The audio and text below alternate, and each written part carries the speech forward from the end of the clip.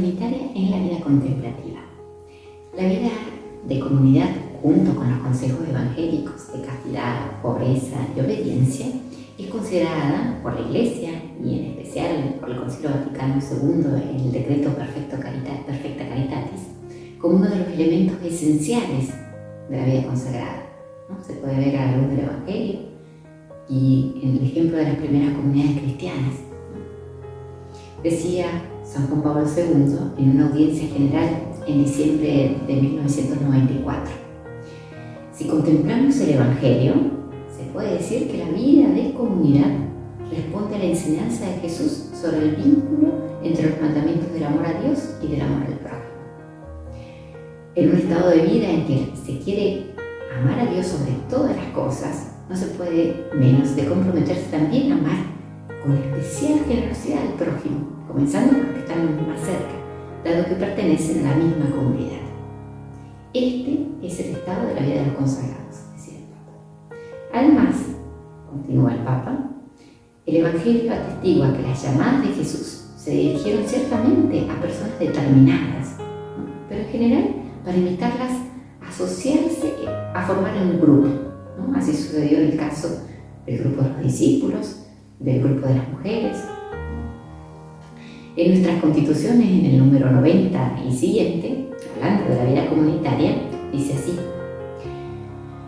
aunque es muy cierto en un sentido que la vida comunitaria es máxima penitencia, la hermosura y los bienes de la vida fraterna en común son mucho más grandes que las dificultades que conllevan. Citando el Salmo 133, oh cuán bueno, cuán dulce es el vivir los hermanos unidos. Es justamente por la vida fraterna por la que nos mostramos unidos a Cristo. Todos vosotros sois uno en Cristo Jesús, decía San Pablo. Como una familia religiosa peculiar, y debe realizarse de tal manera que sea para todos una ayuda mutua en el cumplimiento de la propia vocación personal. Por la comunión fraterna, enraizada y fundamentada en la caridad, los miembros han de ser ejemplo de la reconciliación universal en Cristo. Digamos que hemos de ser como una iglesia doméstica. Así decían nuestras constituciones.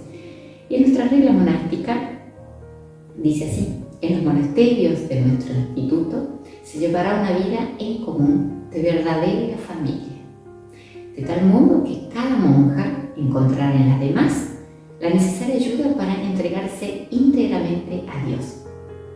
Es la más alta vocación del hombre, entrar en comunión con Dios y con los otros hombres, sus hermanos.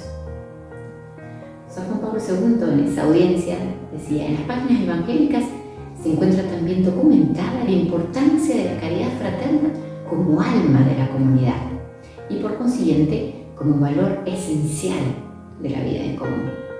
En el Evangelio nos narra que se produjeron en varias ocasiones entre los mismos apóstoles, los cuales, siguiendo a Jesús, no habían dejado de ser hombres, ¿no? Y hijos de su tiempo y de su pueblo, se preocupaban por establecer las primacías, ¿no? De grandeza, de autoridad, ¿no?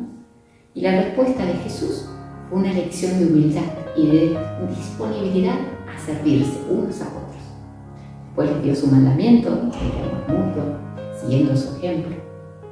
En la historia de la Iglesia, y en especial en los de los institutos religiosos, el problema de las relaciones entre los individuos y grupos se ha repetido a menudo, ¿no? Y la única respuesta válida que ha tenido es la humildad cristiana y el amor fraterno que une en el nombre de Cristo y por la virtud de la caridad de Cristo. Desde luego, la práctica del amor fraterno, el bien común, exige esfuerzos y sacrificios, ¿no? Notables, y requiere tanta generosidad como el ejercicio de los consejos evangélicos. Por eso, ingresar en un instituto religioso, en una comunidad, implica un serio compromiso de vivir el amor fraterno en todos sus aspectos. La comunidad de los primeros cristianos es un ejemplo de amor fraterno.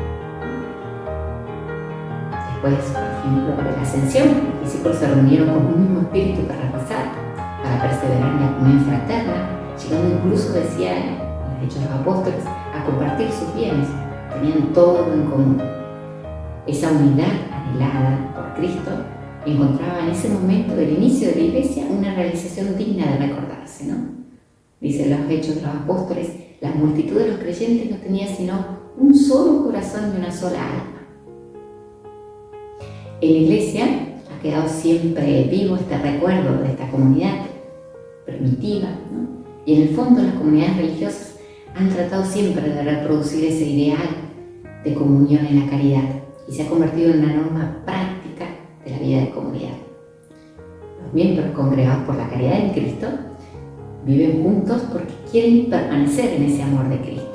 Así se pueden ser testigos del auténtico rostro de la Iglesia en el que se refleja su alma, que es la caridad. Jesús dijo, donde estén 2 o 3 reunidos en mi nombre, allí estoy yo en medio de ellos. Cristo está presente donde quiera que haya comunidad, donde haya unidad en la caridad, y la presencia de Cristo es fuente de gozo profundo, de alegría, que se renueva diariamente hasta el momento del encuentro definitivo con Él en el cielo. La vida comunitaria en la vida religiosa se vive como una familia, ¿no? Es vivir el espíritu de una familia, teniendo como fundamento la caridad, ¿no? Se trabaja, se reza, se realizan las tareas como en un hogar, ¿no? Se comparten las comidas, las recreaciones, etc. Nuestro fundador, el padre Miguel Buera, hablando sobre el espíritu de familia que debe reinar en nuestras comunidades religiosas, decía: para mí, el espíritu de familia es el espíritu de la Sagrada Familia. Así deberíamos vivir nosotros. No es un espíritu de familiaridad, eso es otra cosa. Hay que tener el espíritu de María, de José y de Jesús. Siempre puede haber dificultades, como en toda familia, pero si hay espíritu de familia, se salvan todas las dificultades que pueden surgir. Una familia religiosa, como expresión de la Iglesia, es fruto del Espíritu Santo y participación en la comunidad trinitaria. Y aquí el compromiso que tiene cada religioso de sentirse corresponsables en la vida fraterna en común, a fin de que manifieste de un modo claro esa pertenencia a Cristo, que escoge y llama a los hermanos a vivir juntos en su nombre.